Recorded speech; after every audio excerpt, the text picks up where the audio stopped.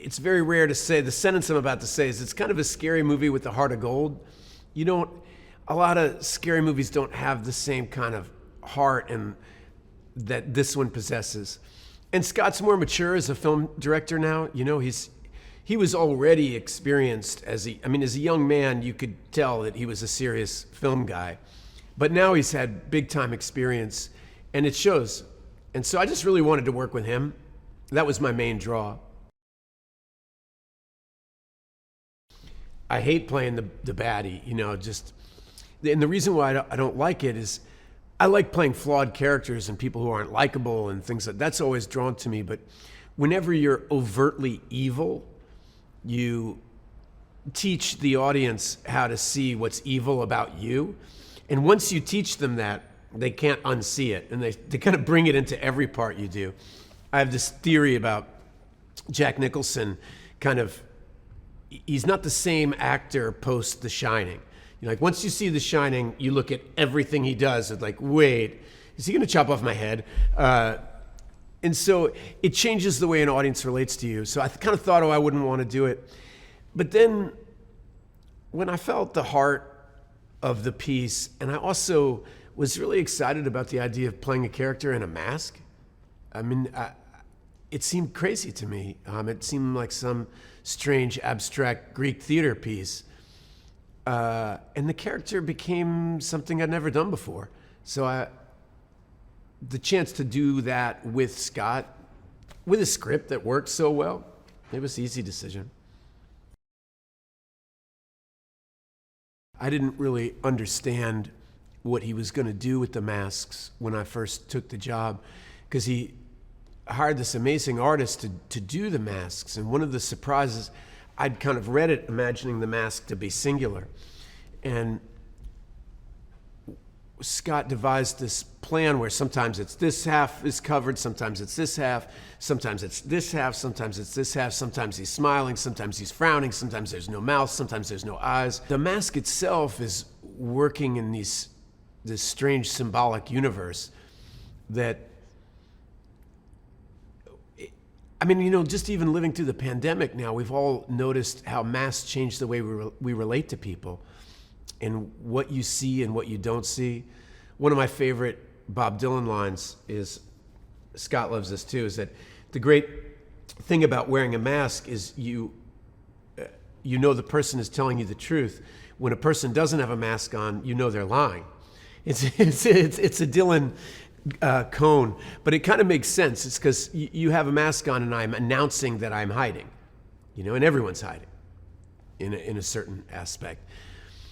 And so it was fun for me to devise what this person is hiding from. How did they become this damaged? It's always the people who've been tortured that torture others.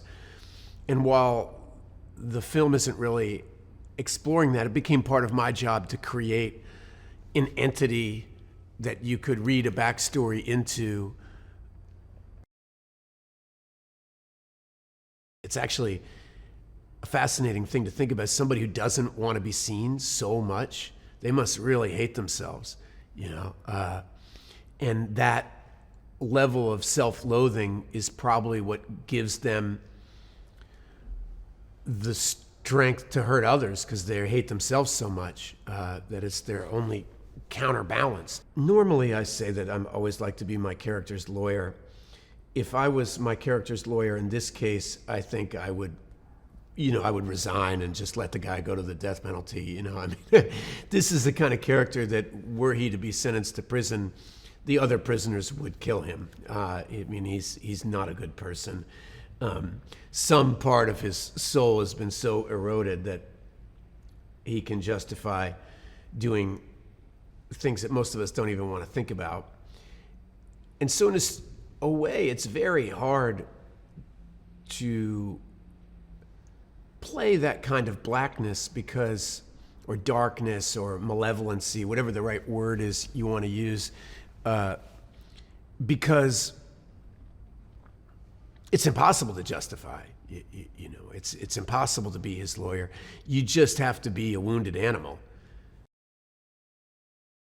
The joy of doing a scary movie is I always like to picture a group of friends going to a movie theater at midnight on a Thursday at Halloween, or people having a sleepover party, and it's your job, like you're sitting around a campfire, your job to tell a scary story. There's a time in all our lives when it's fun to be told a scary story. That's what you want. You want somebody to say, hook me. And so you just get into that mindset and have fun with it, and you can't, at its simplest level, that's what it is. Hey, everybody, gather around. I'm going to tell you about the grabber. Oh, shit, I don't want to know about the grabber. Yeah, you do. And before you know it, everybody's like quiet as a church mouse, and you're telling them about the grabber. The grabber is a failed magician, I imagine. And, like a lot of clowns, there's a darkness there. For me, that brother-sister relationship is so powerful. Their connection has real power, and it's what the movie's about to me. When I say, my character's absolute horror, right? But their character represents the opposite of horror. What do you want to call it? Love, or whatever you want to call it. Compassion, care, brotherhood, sisterhood. There's something as strong as evil. My mother always says there's a mysterious force for evil and there's a mysterious force for good, and they're all, you don't kind of understand where it's some of this, how these terrible things happen, but there's also these mysterious, amazing, beautiful things that happen. And so these kids are all about that.